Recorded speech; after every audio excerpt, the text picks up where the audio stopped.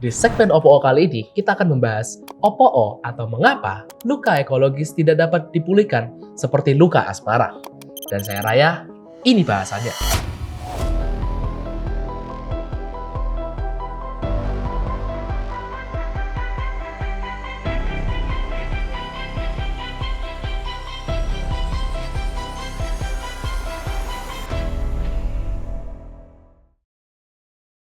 Sebelumnya, izinkan kami untuk mengantarkan ucapan bela sungkawa kepada semua saudara kami yang ada di Sumatera Utara dan seluruh daerah yang terdampak oleh banjir. Hati kami hancur melihat Sumatera Utara dan segala daerah yang terkena banjir luluh lantak.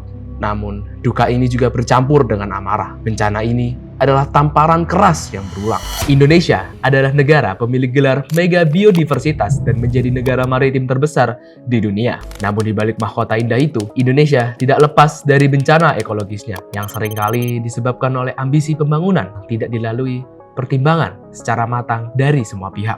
Dalam konteks kerusakan lingkungan, ada kerusakan yang dapat pulih secara alami atau melalui intervensi teknis. Ada juga kerusakan yang telah mencapai level sistemik dan bersifat permanen. Kerusakan permanen inilah yang biasa disebut sebagai ecological wounds atau luka ekologis. Bab 1. Tentang dan apa itu luka ekologis. Berbicara soal luka ekologis, secara singkatnya, luka ekologis adalah kerusakan lingkungan yang telah mencapai ambang batas keparahan sistemik. Saking parahnya, rasanya mustahil untuk kembali seperti sedia kala. Banyak risiko yang dihasilkan, dan tentunya ini sangat besar. Mulai dari hilangnya jasa lingkungan yang tak ternilai, kerugian finansial sesaat, bahkan menciptakan krisis kesehatan yang berkepanjangan, dan hilangnya hak asasi manusia. Kerusakan ekologis di Indonesia kini tidak lagi dilihat sebagai masalah yang terisolasi secara lokal, melainkan sebagai kontributor langsung terhadap krisis iklim global. Kasus-kasus kerusakan masif seperti degradasi ekosistem pesisir, terutama hilangnya hutan mangrove akibat proyek strategis nasional, dan akhirnya secara drastis mengurangi kapasitas mitigasi karbon alami Indonesia. Hutan mangrove sendiri berfungsi sebagai penyerap karbon biru yang sangat efisien. Kehancuran habitat ini juga meningkatkan kerentanan wilayah pesisir terhadap dampak perubahan iklim, deabrasi, dan banjir rob. Lalu ada deforestasi dan juga penggundulan hutan demi lahan tambang yang marak terjadi di Kalimantan dan pulau-pulau lainnya. Ada juga dengan alasan peralihan dari hutan menuju ke kebun kelapa sawit. Bab 2. Lumpur panas itu tak lagi padam. Dari kita mungkin sudah tidak asing ketika mendengar isu lumpur lapindo. Bencana lumpur lapindo adalah salah satu monumen luka ekologis yang telah terjadi sejak lama. Bencana ini bermula dari kegagalan dari PT Lapindo Brantas. 19 tahun terhitung hingga saat ini, semburan gas dan lumpur masih aktif merambah di sekitaran area. PT Lapindo Brantas, sering juga disingkat Lapindo Brantas, adalah perusahaan yang bergerak di sektor minyak dan gas bumi sebagai kontraktor kontrak kerjasama di Blok Brantas, Jawa Timur. Saat bencana terjadi, Lapindo Brantas masih dibawa kendali Grup Bakri melalui PT Energi Mega Persada Tbk. Awal mula tragedi ini dalam kurun waktu bulan Maret sampai bulan Mei 2006, PT Lapindo Brantas melalui kontraktornya melakukan pengeboran sumur gas bernama Banjar Panji 1 di kawasan Sidoarjo. 29 Mei 2006, semburan lumpur panas mulai terjadi pada pagi hari. Lokasi semburan berjarak sekitar 150 meter dari pemukiman warga. Semburan ini terjadi tak lama setelah serangkaian prosedur pengeboran. Banyak pihak termasuk ahli geologi menduga bahwa luapan lumpur disebabkan oleh kesalahan prosedur pengeboran karena tidak dipasangnya selubung bor atau casing di kedalaman yang seharusnya untuk menahan tekanan lapisan bumi. Hal ini membuat luapan lumpur terus meluap hingga meluluh lantahkan daerah sekitar. Industri ekstraktif kerap menyelimuti penggusuran ruang hidup dengan narasi krisis iklim. Krisis yang justru lahir dari operasi mereka sendiri. Aktivitas tambang ingin dipoles lewat jargon transisi energi, low carbon, dan teknologi hijau hingga energi bersih.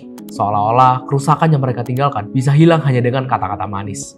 Pada kenyataannya, industri tambang tetap menjadi mesin ekonomi ekstraktif yang menciptakan luka permanen. Namun, ironi itu malah menguat. Regulasi-regulasi baru justru menunjukkan semakin rapatnya cengkraman oligarki terhadap negara. Pemerintah terus memilih jalur investigasi ekstraktif sebagai jalan pintas yang dianggap paling mudah, meski menanamkan jejak kerusakan pada bumi dan manusia yang tinggal di atasnya. Bab 3. Dampak lumpur lapindo.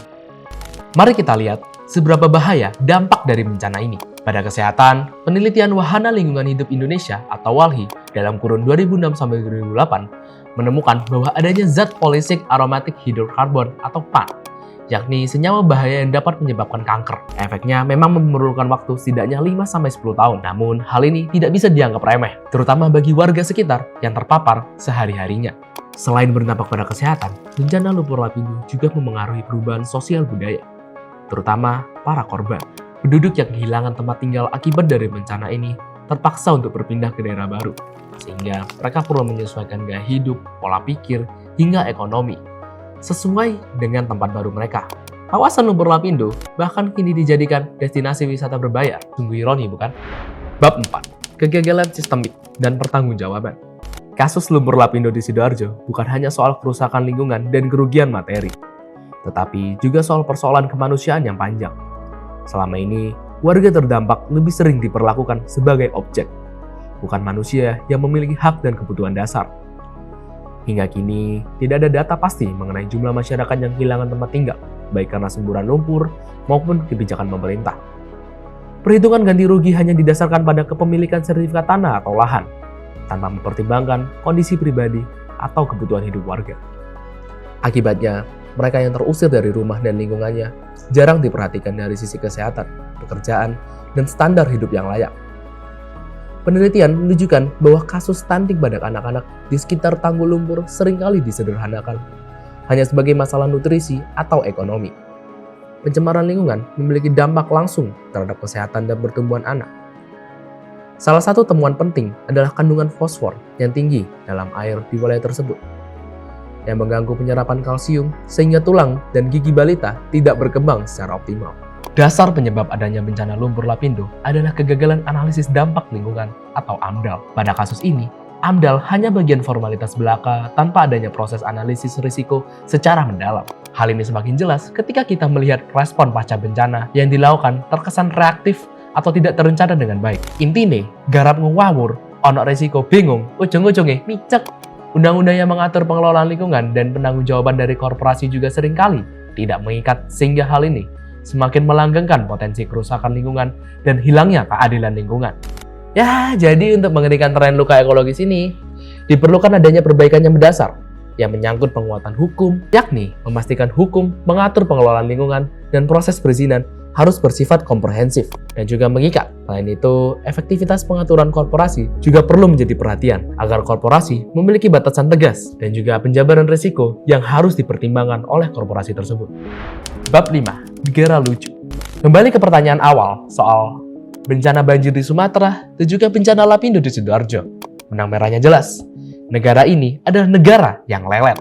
Lelet dalam merevisi aturan main industri ekstraktif, lelet dalam menindak tegas perusak lingkungan, dan lelet dalam memanusiakan korban. Di Lapindo, leletnya penanganan membuat lumpur itu tak bisa lagi dihentikan. Di Sumatera, leletnya mitigasi membuat ratusan nyawa melayang secara sia-sia. Kerusakan lingkungan permanen ini adalah teror nyata. Ia lebih mematikan karena ia legal, ia berizin, dan ia dibiarkan. Jika pemerintahan terus mempertahankan sikap reaktif, tunggu bencana dulu baru bergerak, maka sejatinya mereka sedang membiarkan rakyatnya hidup dalam antrean kematian akibat bencana ekologis berikutnya. Saya harap pemerintah dapat memberikan perhatian lebih kepada tragedi bencana di Sumatera ini. Mari kita juga mengulurkan bantuan demi saudara-saudara kita di sana dengan cara donasi di tempat yang kalian percaya.